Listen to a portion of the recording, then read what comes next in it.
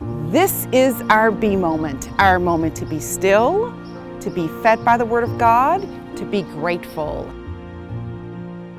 Hi everyone, I am in the kitchen today, which I think is the perfect place to talk about today's topic, which is how we feel when we believe we don't have enough.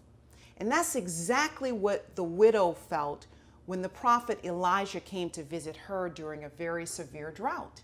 So Elijah visits her and asked her for a drink of water, and then he sort of nonchalantly threw in that he also would like her to bake him some bread. But she looked at her ingredients and she said, "There isn't enough."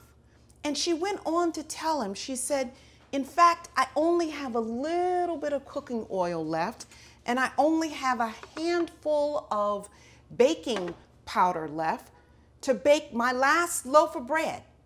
And my plans are to bake this bread and then to die." And I thought that her plight was so interesting because we may not feel like we want to die, but that immediate sense of fear sets in when we feel lack, when we feel like we don't have enough, when we feel like we're falling short in some area. So the first three words that Elijah says to her is, "Don't be afraid." That was the first thing.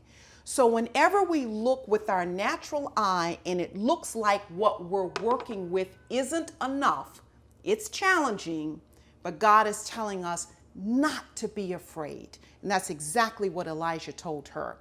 Then he gave her a second set of instructions. He said, "Well, let me just tell you, you will have enough to last you to eat and drink during the severe drought and beyond. But before you bake yourself and your son a loaf of bread, bake me bread first." So what did I take away from that? Give something away.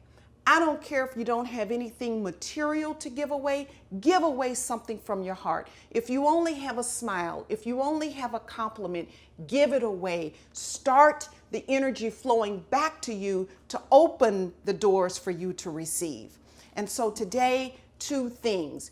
When that feeling of lack, that you don't have enough is coming on, put that aside. God says, don't be afraid, be courageous. Why? Because I'm with you every step of the way.